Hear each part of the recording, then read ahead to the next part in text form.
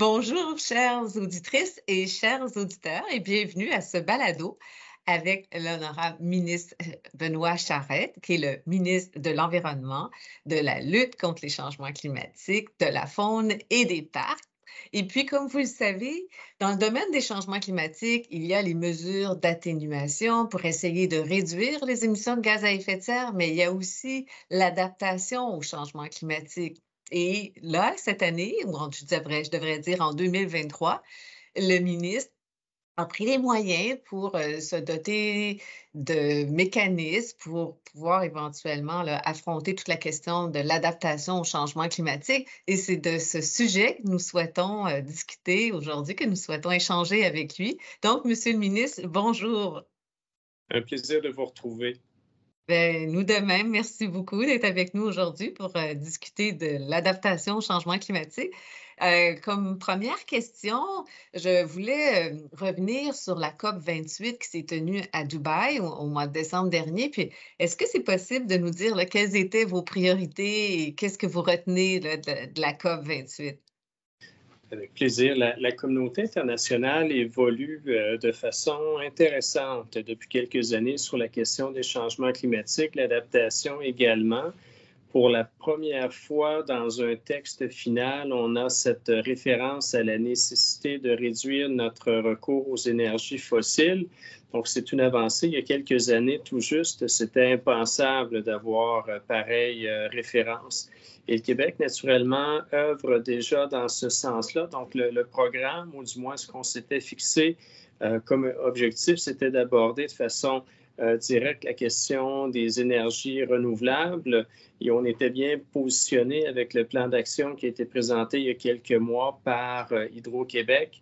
On a aussi parlé naturellement d'efficacité énergétique, de diminuer, sinon éliminer les subventions aux énergies fossiles. Il faut savoir qu'au Québec, il en reste très peu de ce type de financement-là. Et aussi, on a été naturellement salué pour certaines initiatives, dont le projet de loi qui a été adopté pour interdire l'exploration et l'exploitation des ressources fossiles. Donc, c'est un petit peu le plan de match que l'on s'était donné au gré de bon nombre de rencontres. Et ça a pu nous permettre de jouer ce rôle au sein de la diplomatie climatique. Et le Québec, comme État fédéré, est reconnu comme un leader à travers le monde. Donc, ce type de rencontre-là représente à chacune des fois des occasions là, pour parler du leadership québécois, mais également de l'expertise québécoise et pour nos entreprises qui étaient d'ailleurs fort nombreuses présentes à la COP. C'est des occasions là, de faire valoir leur mérite et développer un potentiel d'affaires, ce qui est formidable. Ce qui est formidable avec la diplomatie climatique, avec les changements climatiques, oui, c'est un défi colossal, mais en même temps, ça peut représenter de belles opportunités là, pour nos entreprises au Québec. Ah, mais tant mieux. Donc, ça s'est bien passé. Vous revenez quand même ravis là, de ce qui s'est passé là-bas. Puis, l'une des décisions qui avait été prise à la COP, c'était qu'il fallait établir un cadre de mise en œuvre pour l'objectif mondial en matière d'adaptation qui est prévu à l'article 7 de l'accord de Paris. Puis cet article 7 appelle notamment le gouvernement à réduire les pénuries d'eau, puis accroître la résilience face aux désastres liés à l'eau, puis assurer la résilience de la production agricole, réduire les impacts des changements climatiques sur la biodiversité, accroître la résilience des infrastructures aux impacts des changements climatiques, puis protéger l'héritage culturel des impacts des changements climatiques. Comment ces priorités-là seront-elles mises en œuvre au Québec?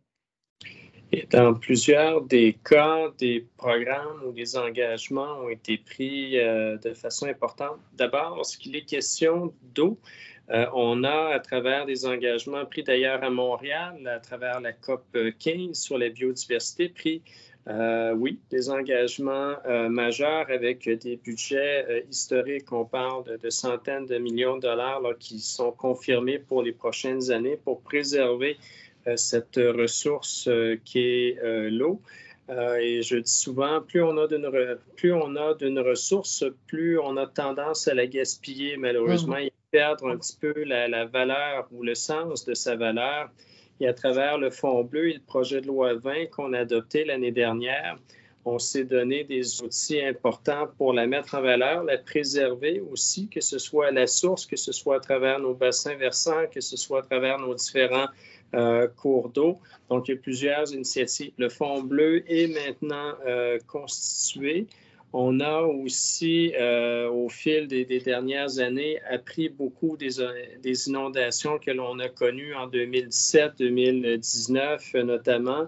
Et on a mis sur pied une programmation. On a aussi développé différents règlements pour protéger notre territoire, pour s'assurer qu'on a les mesures nécessaires pour bien... en fait, c'est le plan de protection du territoire, ni plus ni moins, dont je vous parle, qui va connaître dans les prochaines semaines certaines avancées importantes. On se souvient, on a eu une zone d'intervention spéciale au lendemain des inondations. On a eu par la suite un plan qui était temporaire avant l'entrée en vigueur du plan définitif qui devrait être dévoilé d'ailleurs dans les prochaines semaines pour s'assurer que notre développement au Québec se fasse de façon sécuritaire, mais en prévision d'un climat futur qui malheureusement va nous amener davantage d'enjeux liés aux crues, liés aux inondations. Donc, il faut se protéger par rapport à ces nouvelles réalités là, qui nous guettent.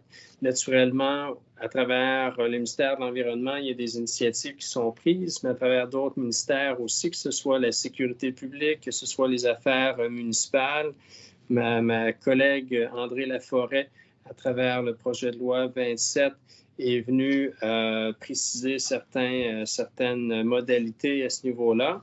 Donc, on parle de protéger le territoire, on parle de protéger nos cours d'eau. Au niveau de la production agricole, il y a des impacts aussi lorsqu'il est question d'eau au niveau de la biodiversité. Donc, dans chacun de ces thèmes-là, on a fait des avancées majeures. Et pour ce qui est de la biodiversité, j'évoquais la COP 15 il y a quelques instants. On a eu l'occasion de prendre l'engagement à ce moment-là à travers le premier ministre François Legault de protéger ou de mettre en place des mesures de protection là, qui vont couvrir à terme 30 de notre territoire au cours de la prochaine décennie et ultimement protéger aussi certains de nos espaces marins. Donc, ce sont toutes des thématiques qui, à travers les COP, autant biodiversité que changement climatique, sont abordées. Et dans chacun des cas, le Québec fait belle figure. Et ce ne sont pas que des discours. On a des budgets qui sont significatifs dans chacun de ces thématiques-là. Donc, ça nous donne des moyens pour agir, ni plus ni moins, et de mettre de l'avant les différentes initiatives. Et la toute dernière en date a été confirmée il y a quelques jours, tout juste aux côtés de nos partenaires de l'UMQ et de la FQM pour permettre aux municipalités, là, à travers une enveloppe de 500 millions de dollars, de développer des plans qui, au niveau local, feront une différence, autant au niveau de la lutte au changement climatique que de l'adaptation au changement climatique, en ayant en tête, à travers tout ça, la problématique, sinon la réalité de l'eau. Donc, des belles avancées là, qui sont en cours de route ou qui le seront là, très prochainement. Donc, on va devoir regarder ce qui se passera aussi du côté du monde municipal. Comme je le disais au début, M. le ministre, là, vous avez remanié votre gouvernance en matière d'adaptation au changement climatique, puis vous vous êtes doté de nouvelles structures, si je peux dire, là, une direction sur l'adaptation au changement climatique et un comité d'experts sur l'adaptation au changement climatique. Quels sont les mandats là, respectifs, soit de la direction de l'adaptation, puis aussi le comité d'experts? C'est une réalité qui va nous accompagner pour de nombreuses années. On dit souvent que le Québec serait carboneutre demain matin, la planète serait carboneutre demain matin. C'est loin d'être le cas. On devrait malgré tout, pour des décennies, devoir à composer avec les aléas du climat qui est bouleversé compte tenu de l'accumulation de CO2 dans l'atmosphère. Donc, cette nécessaire adaptation commande une réaction et des moyens distincts. C'est la raison pour laquelle il y a quelques mois, l'automne dernier, j'ai pu mettre en place un comité d'experts sur l'adaptation au changement climatique. Normalement, c'est un rapport qui devrait nous être acheminé au cours des prochaines semaines et ça va forcément venir guider la présentation de notre prochain plan de mise en œuvre. On en sera notre 4e au printemps prochain. Et donc, un rapport qui est attendu, oui, un sous-ministériat maintenant qui s'occupe spécifiquement de ces questions-là. Donc, on va voir à travers le rapport, à travers le plan de mise en œuvre qui va suivre, quels sont les moyens supplémentaires là, qui seront confirmés. En même temps, il y a des avancées significatives qui ont été faites à ce niveau-là. Si on regarde au niveau du dernier budget, si on regarde au niveau de la mise à jour économique, tout à l'heure, je vous parlais de cette mesure auprès des municipalités de 500 millions qui a un volet proprement adaptation au changement climatique. Donc, on s'est déjà doté de moyens importants. Il faut juste prendre conscience comme société que ce sont des changements qui vont nous accompagner dans le temps et qui, malheureusement, vont affecter notre quotidien. On évoquait les crues des dernières années, mais on se rappelle des feux de forêt l'été dernier, des réalités au niveau de l'érosion des sols. Donc, c'est réellement là, des réalités qui vont nous suivre, qui vont affecter notre quotidien et qui nécessiteront des actions là, de la part du gouvernement du Québec, bien entendu, également des municipalités, des entreprises. En fait, toutes les couches de la société là, sont affectées par ces changements importants. Oui, qui peuvent être brusques, en effet. Vous parliez tantôt du plan de mise en œuvre, qui est l'actuel plan de mise en œuvre, puisqu'il y en aura un nouveau au printemps qui découle du plan pour une économie verte, là, 2030. En matière d'adaptation, on prévoit une contribution financière de 860 millions de dollars, si je ne me trompe pas. Est-ce qu'une partie de ces sommes qui va servir à aider les entreprises à s'adapter aux impacts des changements climatiques?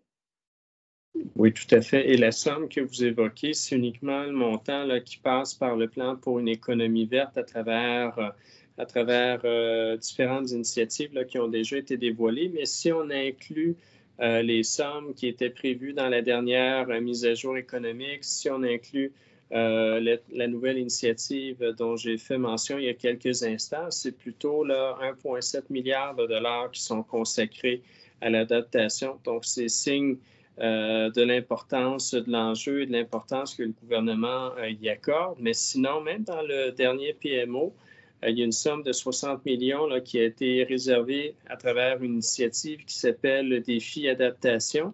Et ça permet justement aux secteurs économiques les plus vulnérables de bénéficier d'appuis financiers et d'implanter ultimement là, des solutions d'adaptation au changement climatique. Donc, le milieu économique n'est pas en reste à travers cette enveloppe globale-là, une initiative qui lui est spécifiquement réservée, tout en étant, dans certains cas, là, admissible à d'autres programmes plus généraux qui peuvent s'appliquer là, à différents types, que ce soit entreprises, municipalités ou autres.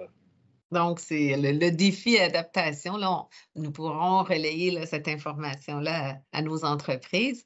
Puis, une dernière question que j'ai pour vous, c'est que, bon, il y a de plus en plus d'aléas, donc une attention encore plus grande qui doit être accordée à l'adaptation. Comment faites-vous pour arbitrer, là, compte tenu des ressources limitées, là, arbitrer entre les investissements qu'on doit accorder en matière d'adaptation, d'une part, puis les investissements en matière d'atténuation de gaz à effet de serre? Comment vous réussissez à arbitrer ces contributions financières? Les deux volets sont fondamentaux. Je suis dans les fonctions de ministre de l'Environnement depuis quelques années, donc depuis assez longtemps pour avoir constaté l'évolution. Au départ, on ne parlait que de réduire nos émissions de gaz à effet de serre, ce qui est fondamental, ce qui est nécessaire. Depuis les plus récentes années, on entend parler de plus en plus de biodiversité, comme quoi la biodiversité est une façon aussi de lutter contre les changements climatiques. Et il y a un troisième volet qui s'est ajouté plus récemment et qui fait maintenant partie du discours, c'est celui de l'adaptation au changement climatique.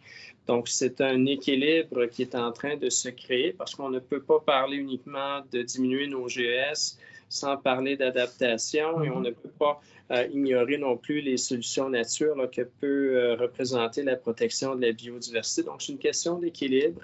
Si on regarde le dernier plan de mise en œuvre, oui, la part belle va à la lutte au changement climatique, mais de plus en plus, à travers la mise à jour économique, à travers d'autres initiatives, on finit par développer des initiatives fort intéressantes au niveau de l'adaptation. Il y aura ce rapport dans les prochaines semaines qui me sera présenté, donc des idées pour développer notre prochain plan de mise en œuvre. Donc, c'est d'arriver à créer un équilibre. Tout ne peut pas passer par la lutte au changement climatique, tout ne peut pas passer par l'adaptation. Il faut travailler sur les deux niveaux. Là, les deux fronts, si on peut dire. Donc, votre comité d'experts va vous transmettre un rapport sous peu sur les idées à inclure dans le plan de mise en œuvre, la version de cette année du plan de mise en œuvre en matière d'adaptation, c'est ça? Alors, on va devoir suivre. Il n'y a pas de date encore à ce moment-ci, mais on me promet ce rapport-là pour les prochaines semaines. Alors, nous le lirons assurément, comme nous lirons, bien sûr, le plan de mise en œuvre, M. le ministre. C'est toujours un plaisir de vous avoir. Merci beaucoup de nous avoir fait cette mise à jour dans le dossier de l'adaptation. Un réel plaisir et une belle fin de journée à vous et aux gens qui peuvent nous suivre. À vous aussi, M. le ministre. Merci. Plaisir. Au revoir.